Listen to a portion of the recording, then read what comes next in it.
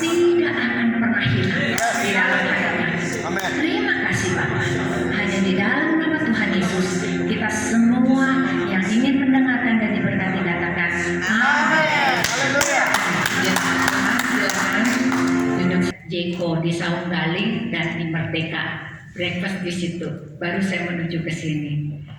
Ada sebuah cerita yang saya ingin sharing buat Bapak Ibu sekalian yang dikasihi Tuhan. Kenapa ya? Kok Ibu Tina kok berdiri di depan Anda semua? Saya bukan pendeta, tapi saya ingin menyaksikan kasih Tuhan. Saya sayang sama Tuhan Yesus. Saya ingin memuliakan namanya. Bahkan setiap hari waktu saya doa di rumah saya itu ada kolam renang. Saya nggak pernah berenang, tapi kolam renang saya itu dicelupin buat orang dibaptis setiap tahun. Udah banyak yang dibaptis di situ. Saya berdoa sama Tuhan. Saya bilang, Tuhan, aduh Tuhan, hidupku ini nggak berguna Tuhan. Kalau aku ini gak bersaksi buatmu. Saya tepuk dada saya sambil jalan di kolam renang. Setiap hari saya 10.000 langkah, 8 km, 100 menit saya kasih buat Tuhan. Pertanyaannya, berapa menit yang Bapak Ibu berikan buat Tuhan setiap hari? Berapa menit? Dan apa isi hati dan kata-kata Bapak Ibu semua? Jikalau Bapak Ibu adalah hamba Tuhan, berapa banyak yang kita mau berikan buat Tuhan? Saya adalah istri pengusaha. Saya seorang nenek dengan 3 orang cucu. Cucu saya 9 tahun, 8 tahun, dan 2 tahun. Anak saya 4, menikah sudah 2, yang 2 belum menikah. Saya istri Pak Joni Andrea, yang outletnya begitu banyak. Tapi mata saya nggak pernah lihat ke situ tuh. Tapi hati saya tiap hari lihatnya ke atas saja. Lihat sama Tuhan aja. Saya ingin menyenangkan Tuhan, gimana ya, rasanya nggak cukup-cukup gitu loh. 1 Kolose 3 ayat 1-3 mengatakan begini. Karena itu, kalau kamu dibangkitkan bersama dengan Kristus, carilah perkara yang di atas di mana Kristus ada duduk di sebelah kanan Allah. Pikirkanlah perkara yang di atas, bukan di bumi. Sebab kamu telah mati dan hidupmu tersembunyi bersama dengan Kristus di dalam Allah. Ini kata-kata nggak pernah hilang dari hati saya. Apa yang memotivasi saya begitu sampai saya mau melayani Tuhan? Waktu saya hampir habis hanya buat Tuhan nomor 1, bukan bisnis. Jangan salah. Nomor bisnis itu adalah yang ketiga dan keempat. Prioritas saya Tuhan nomor 1. Kedua adalah keluarga yang saya harus layani. Saya masih punya ibu 88 tahun dan mertua 84 tahun. Dan saya masih punya tante saya 84 tahun yang baru jatuh dan patah kakinya. Saya harus bawa ke rumah sakit, baru aja pulang kemarin. Dan saya mengisi hari-hari saya dengan waktu-waktu yang sangat-sangat berharga. Bukan buat diri saya, tapi buat orang lain, buat Tuhan, buat orang lain. Saya mengerti apa yang namanya carilah perkara yang di atas, di mana Kristus ada. Pikirkanlah perkara yang di atas, bukan di bumi. Itu nomor 1 prioritas saya. Lalu apa yang menekankan hidup saya sampai berubah? Karena kamu telah mati dan hidupmu sudah tersembunyi di dalam Kristus. Berarti saya bukan lagi saya yang dulu. Saya sudah lama sudah nggak ada. Saya adalah Kristus. Di dalam saya ada Kristus yang saya harus nyatakan Kristus itu setiap hari kepada orang-orang di sekitar saya semua. Jadi saya punya tugas berat. Saya harus menjadi Kristus buat suami saya. Saya harus jadi Kristus buat mertua saya, ibu saya, kakak saya, ipar saya, dan semua orang. Saya harus jadi Kristus buat pegawai saya, 10.000 orang. Saya harus jadi Kristus di mana saja saya harus berada. Oleh karena itu, saya jaga perkataan saya jaga pikiran saya jaga hati saya jaga tangan dan kaki saya. Saya mempunyai satu cerita tentang seseorang yang mencari harta karun dan dia sudah punya map dan kompasnya. Orang ini sedang pergi untuk mencari harta karun yang besar dan tidak ternilai harganya. Dia pergi, lalu dia melihat harus lewatin lembah, harus lewatin padang gurun, dan harus naik ke bukit, turun lagi. Sehingga satu kali dia dikasih satu titik, ini dia tempatnya nih, ini dia tempat harta karunnya. Kemudian orang ini mulai menggali dan menggali sampai dia ketemu tuh bunyi gitu ya, dan mulai kelihatan seperti pintu dan dibukalah, dan ternyata dalamnya terowongan. Masuklah dia ke dalam terowongan. Begitu dia masuk ke dalam terowongan, dia sudah berpikir pasti harta karunnya sudah kelihatan, tapi dia terheran-heran karena harta karun itu tidak kelihatan, tetapi yang kelihatan adalah lorong di kiri, di kanan semua. Lalu kemudian kompas itu menunjukkan sebuah arah, bukan di lorong tapi di ujung sana. Kompas itu menunjukkan ke sana. Dia sudah dapat map dan ke sana. Dia berjalan. Sampai berjalan di sana ada pintu, tapi pintunya kecil banget. Dia nggak bisa masuk. Dia harus mundur lagi. Lalu dia mulai berpikir, saya bagaimana ya cara masuk ke pintu itu? Pintunya terlalu kecil, saya terlalu besar.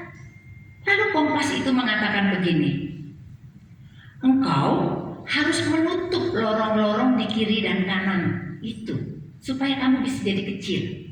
Ternyata waktu dia lihat lorong itu adanya, isinya adalah hobi-hobinya, ada harta di situ, ada semua, mungkin ada yang kesukaan dia di kiri dan kanan yang dia sukai. Dia harus tutup satu-satu.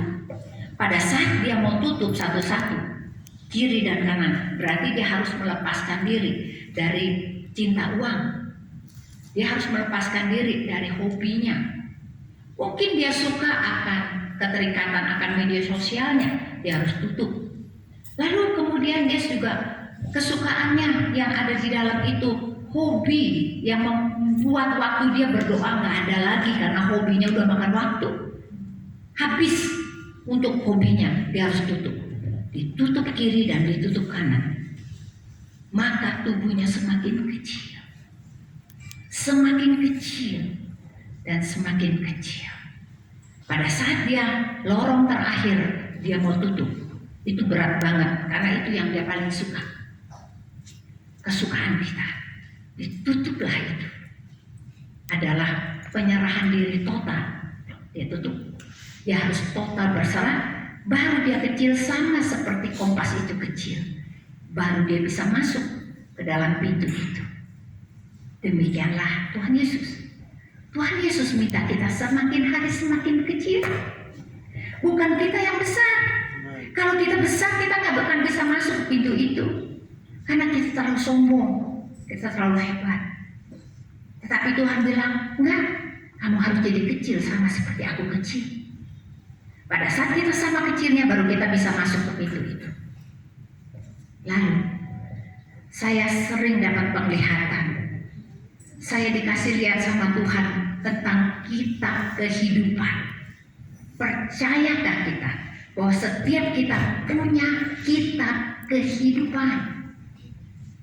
Di dalam mimpi saya terbang ke atas.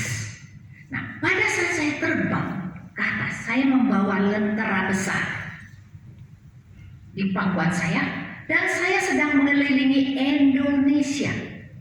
Saya terbang di atas pulau-pulau.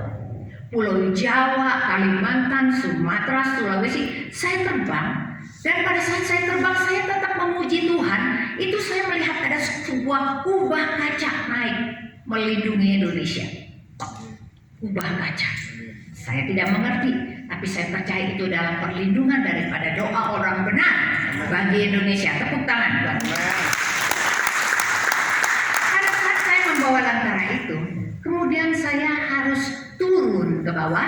dan saya harus masuk ke sebuah ruangan yang kecil sekali, dan saya tahu di situ ada Tuhan Yesus.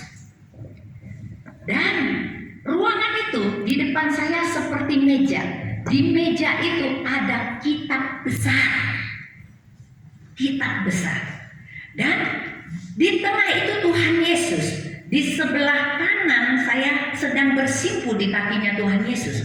Di sebelah kiri saya ini ada malaikat yang berkata-kata kepada saya. Dan yang sedang ada di meja itu ada seorang malaikat lagi sedang melihat buku itu. Lalu dibukalah tentang kitab kehidupan saya. Nama saya dipanggil. Saya bergetar di kaki Tuhan Yesus. Nama saya dipanggil.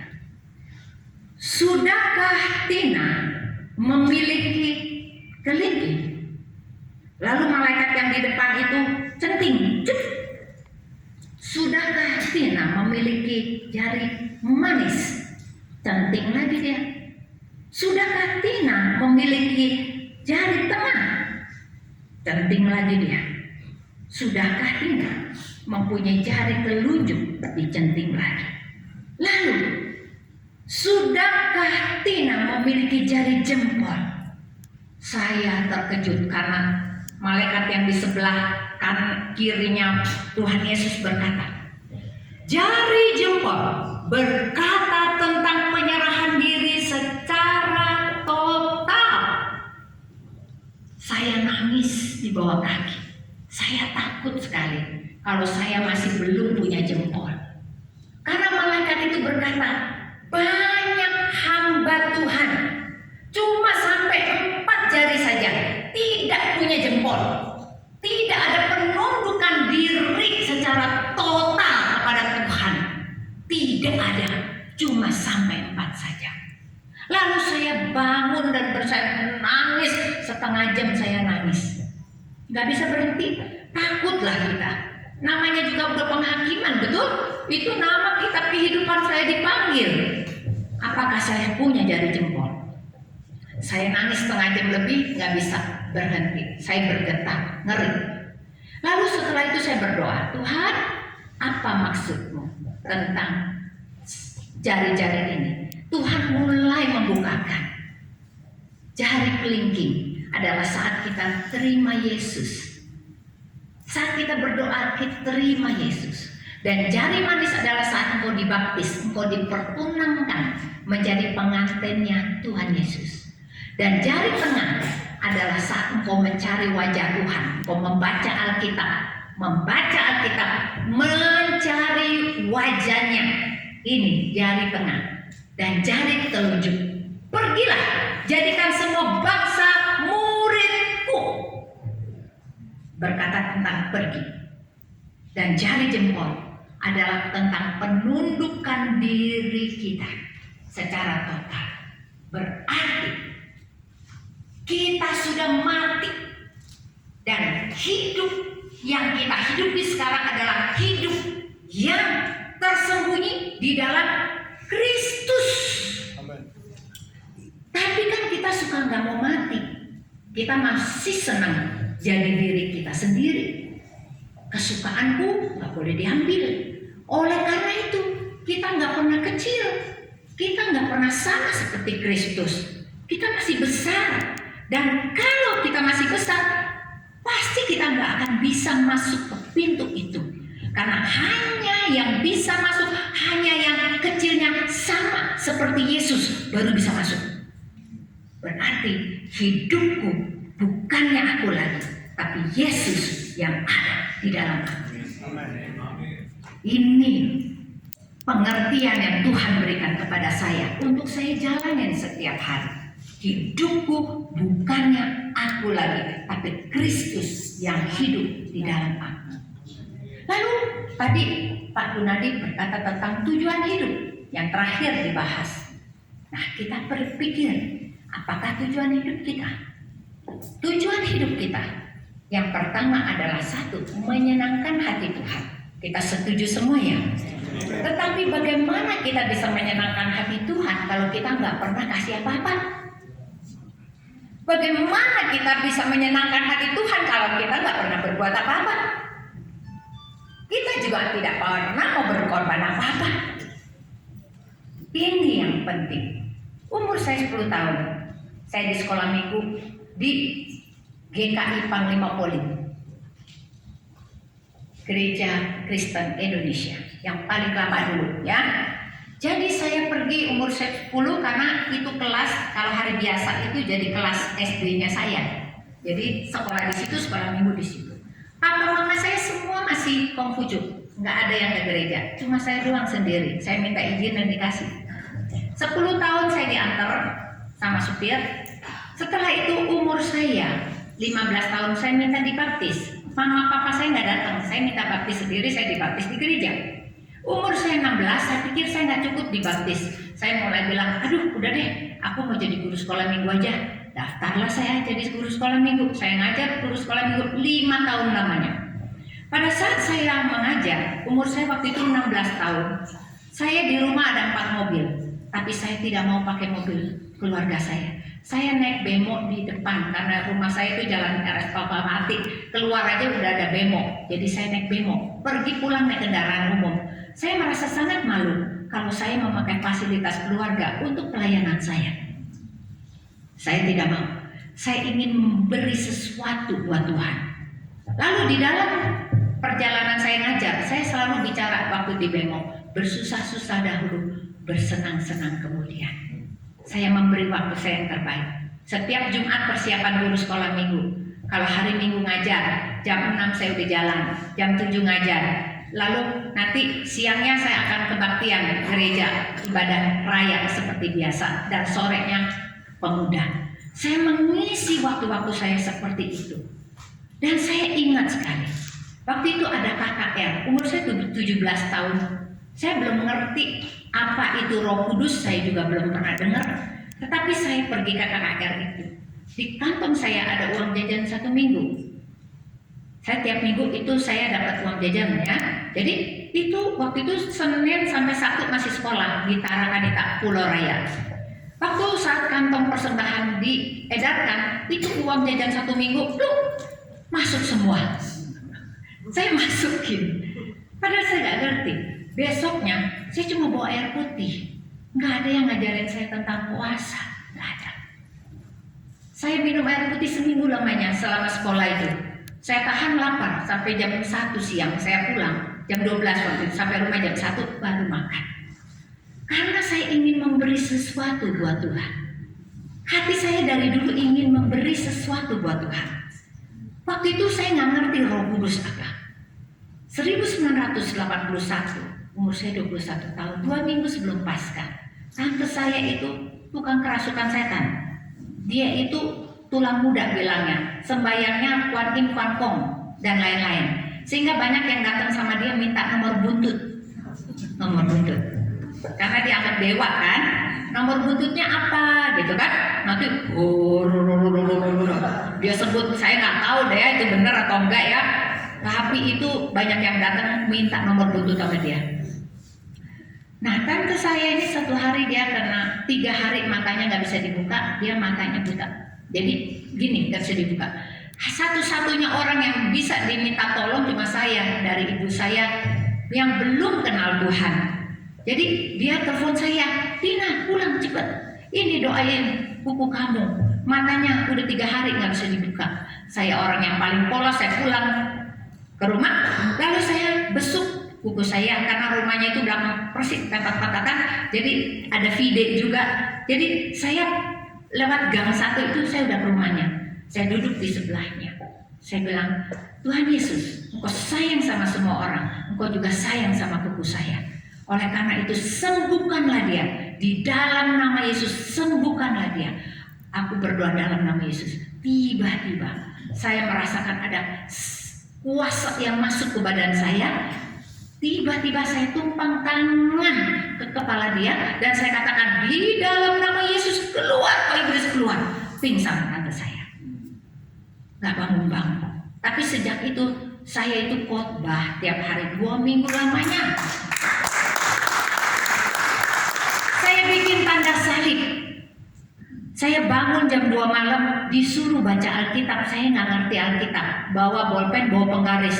Roh Kudus tuh ngarisin, ajarin saya tiap malam. Dan itu bukan hanya 2 minggu, bertahun-tahun.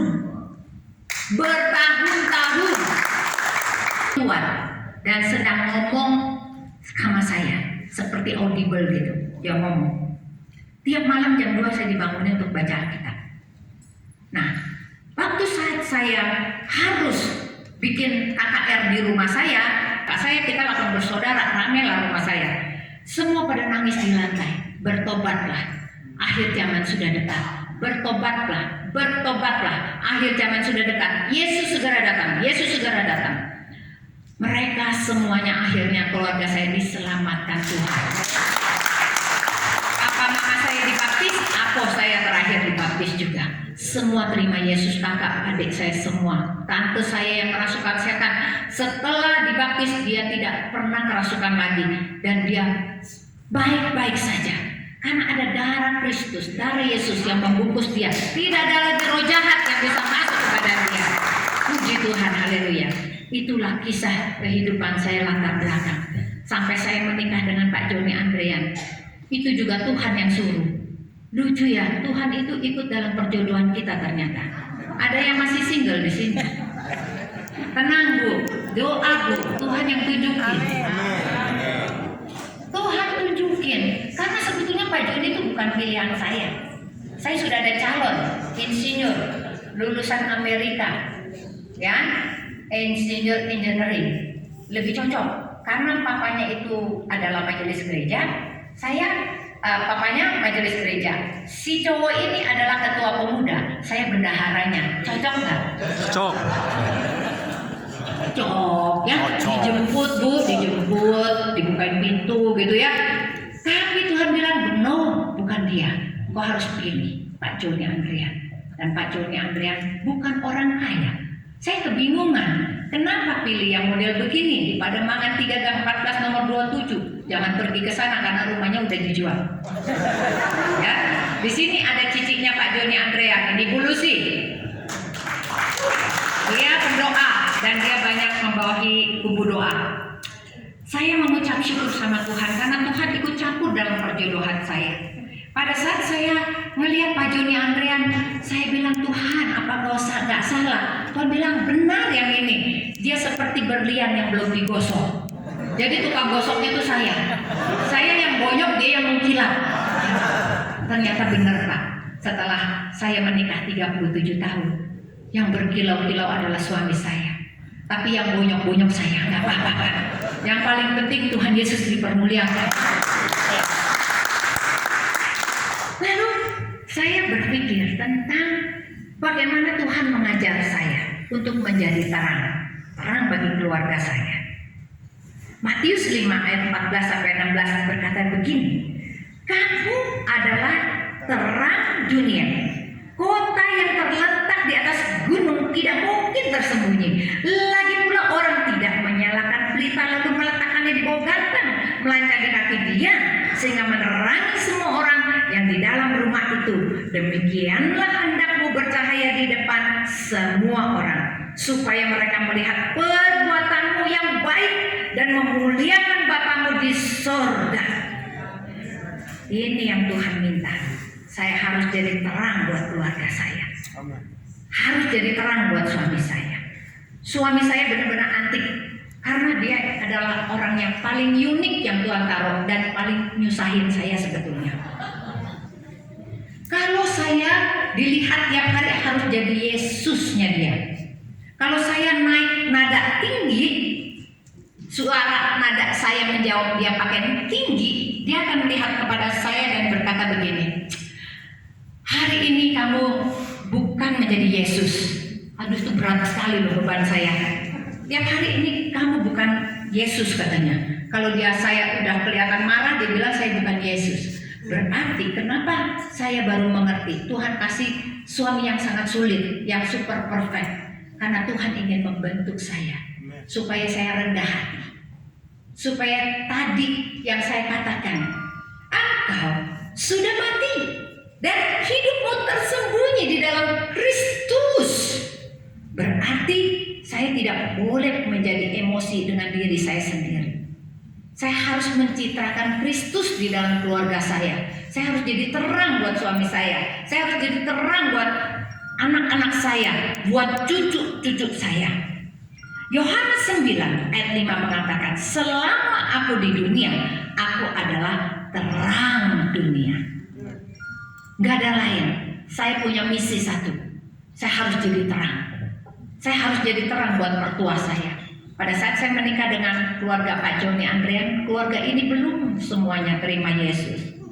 Tapi puji Tuhan sekarang ipar-ipar semuanya sudah terima Yesus, sampai famili ipar juga semuanya sudah. Puji Tuhan, haleluya. Saya harus jadi terang. Karena kalau saya tidak jadi terang, saya bukan hamba Tuhan. Kalau saya belum jadi terang, saya itu belum mati. Belum mati. Saya belum mati untuk diri saya. Saya harus matikan kehendak saya sendiri. Saya harus matikan ego saya sendiri. Saya harus matikan kesenangan saya sendiri, supaya orang lain yang senang, jangan saya yang senang. Supaya melalui kesenangan mereka, Tuhan Yesus disenangkan.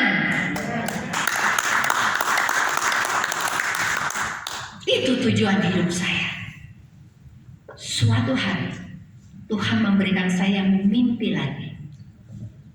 Berarti kita semua harus dihakimi, bukan? Kitab kehidupan kita dicatat. Kalau kita belum takluk kepada Tuhan dengan fully surrender, penyerahan diri secara total, berarti engkau sudah mati. Penyerahan diri secara total adalah berarti engkau sudah mati. Dan engkau hidup, tapi sekarang bukan engkau yang hidup, tapi Kristus yang hidup di dalammu. Wahyu 20 ayat 11 sampai 15 mengatakan begini. Lalu aku melihat suatu tahta putih yang besar, dan Dia yang duduk di atasnya, dan di hadapannya lenyaplah bumi dan langit, dan tidak ditemukan lagi tempatnya. Dan aku melihat orang-orang mati, besar dan kecil, berdiri di depan tahta itu. Lalu dibuka semua kitab, dan dibuka juga kitab lain, yaitu kitab kehidupan, menurut perbuatan mereka, berdasarkan apa yang tertulis di dalam kitab itu. Hati-hati, hati-hati. Saya ingat banget ayat ini. Setiap perbuatan saya dicatat. Dicatat. Oleh karena itu setiap hari ini adalah kompas hidup saya. Dicatat dalam kitab kehidupan. Semua kitab dan kitab kehidupan. Berarti betapa seramnya hidup kita. Jangan main-main. Kalau engkau dipanggil menjadi hamba Tuhan, menjadi pendeta, engkau punya tugas yang sangat berat. Karena apa yang kau sampaikan itu harus menghidupi jemaat. Kalau sampai ada jemaat yang masuk neraka, berarti darahnya ditanggungkan kepada kita. Karena kau belum menyampaikan yang benar, sehingga mereka jadi sesat. Mereka tuh nggak ngerti. Kita, darah mereka ditanggungkan kepada kita. Berarti bukan enak menjadi pemimpin, tetapi kita punya kewajiban, beban yang berat untuk melakukan apa yang menjadi tugas kita. Melakukan perbuatan baik sehingga bisa ditulis di dalam kitab itu. Gak boleh ada yang salah, gak boleh ada yang miss. Kalau sampai miss pun cepat-cepat bertobat, minta ampun. Baru kitabnya bersih. Jangan sampai kitab kita coreng-moreng dengan dosa kita. Dosa berbohong, dosa tidak setia, dosa tidak membaca Alkitab, dosa tidak bersaksi, dosa, tidak melakukan perbuatan baik, tidak setia kepada Tuhan. Wah, itu serem sekali. Hati-hati. Maka laut menyerahkan orang-orang yang mati di dalamnya, dan maut dan kerajaan maut menyerahkan orang-orang mati yang ada di dalamnya, dan mereka dihakimi masing-masing menurut perbuatannya. Lalu maut dan kerajaan maut dilemparkan ke dalam lautan api. Itulah kematian yang kedua, lautan api. Dan setiap orang yang tidak ditemukan namanya tertulis dalam kitab kehidupan, ia akan dilemparkan ke dalam lautan api itu. Saya punya penglihatan. Dalam penglihatan saya sedang berenang-renang di sebuah sungai. Sungainya tidak terlalu dalam, tapi batunya putih, batu kualamnya cantik sekali. Saya lagi berenang-renang di situ. Lalu tiba-tiba trompet sangkakala Allah dibunyikan. Bunyi trompetnya seperti tadi, ketuet gitu, bunyi. Lalu herannya, saya selalu melihat malaikat saya. Saya punya satu malaikat di dalam mimpi saya itu. Siap berdiri ada di tepi sungai itu. Dia bilang, cepat bangun, sudah tiba saatnya, ayo bangun. Dan dia sudah ada baju putih di tangannya dia, baju putih di tangan dia. Lalu dia menunjukkan ke tempat shower, suruh saya bilas. Lalu setelah bilas saya dipakaikan baju ini. Lalu saya mau masuk tempat di mana kita harus pergi, di suatu tempat karena trompet itu sudah dibunyikan. Lalu saya lihat, satu tempat itu kayak ngantrian Disneyland gitu loh, panjang kayak ular naganya, kayak orang ngantri tiket. Lalu saya duduk di situ, saya berdiri di situ ngantri. Tiba-tiba saya dipanggil sama malaikat saya tadi. Sini di sebelah sana. Antrian kamu bukan di sini, yang ramai orang itu. Antrian kamu di sebelah sana. Pada saat saya pergi ke sebelah, di situ nggak ada orang, sepi. Ternyata itu antrian fast track. Saya disuruh diantrinya di tempat fast track. Lalu saya tinggal menunjukkan kepada orang yang menjaga tiket itu tangan saya aja. Saya memberikan tangan saya ini. Lalu dia berkata begini, namamu sudah tercatat. Sekarang engkau masuk ke dalam dan engkau akan dibawa pergi. Tepuk tangan buat Tuhan.